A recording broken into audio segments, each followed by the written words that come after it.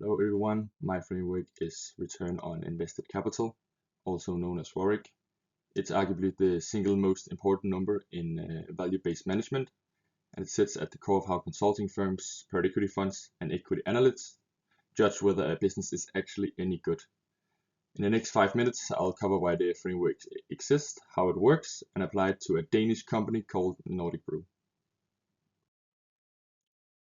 But why do we look at return on invested capital? And that's mainly because growth is not the same as value. A company can grow its revenue and emit its profits every single year and still destroy company value. And how exactly would a company do that? And that is if the money invested to create that growth earns less than it cost. And that's the question that ROIC answers. Does the business earn more on its capital than the capital cost? And to look at this, we benchmark it with the weighted average cost of capital. And if ROIC is above the weighted average cost of capital, also known as WACC, the company creates value. And if the ROIC is below, it destroys value.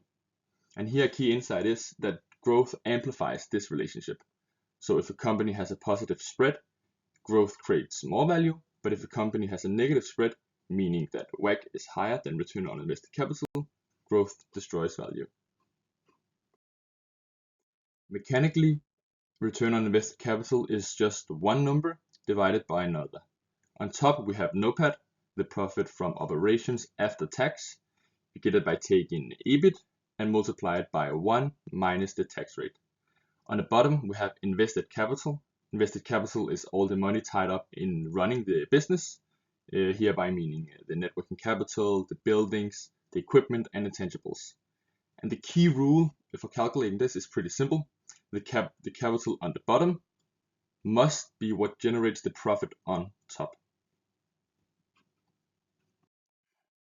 And what makes the return on invested capital a consulting framework rather than just a ratio is the driver tree that's shown here. The return on invested capital decomposes into NOPAT margin times capital turnover. A DuPont style split. Margin breaks into pricing and cost efficiency. Turnover breaks into working capital and asset utilization. This turns one financial outcome into operational levers that a client can actually pull. And it also explains how different brands and companies can earn the same return on invested capital, but have totally opposite operating models. Now let's try to apply this framework. For this case, I've chosen to look at a Nordic Brew AS. Nordic Brew is a Danish coffee company.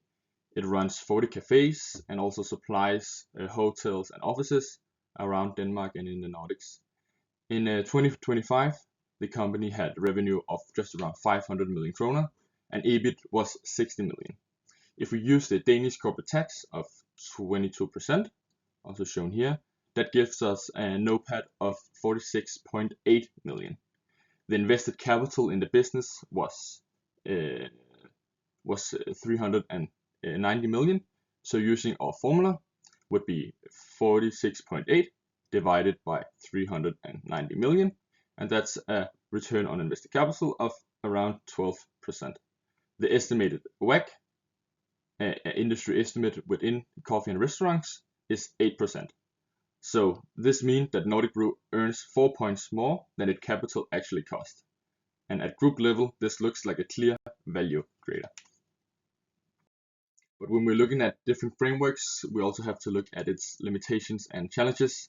First, return on invested capital looks backwards. It tells you what the capital has earned, not what the next dollar invested will earn. Second, accounting can distort the numbers. Things like goodwill, research and development, and lease affect invested capital, so ROIC can look better on paper without actually improving. Third, comparability. A consulting firm with almost no assets will always have a higher return on invested capital than a factory. But that doesn't mean that the consulting firm is actually better run. And fourth, one of the most dangerous one, a behavioral trap. Managers who are measured on return on invested capital want to protect the average. So they may say no to good projects that actually beat the cost of capital, just because they would pull the average down, and that kills growth that would have created value. So how would I modify or improve this framework? Well, I would look at three different things. One, when you invest new money, don't look at the historical average. Look at what the new capital will earn, meaning the incremental return on invested capital. The change in profit divided by the change in capital. For Nordic Brew, that would mean judging the next cafe, not the last 40 that's already developed. 2. Clean up the numbers, adjust for things like R&D, leases, and goodwill, so the ratio reflects the real business and not just different accounting choices. 3. Never use return on invested capital as one single number. Break it down by segment, because an average across a company can hide the real answers. And then my takeaway from the return on invested capital framework is that it tells you where value is created, but only if you break it apart. Thank you very much for watching.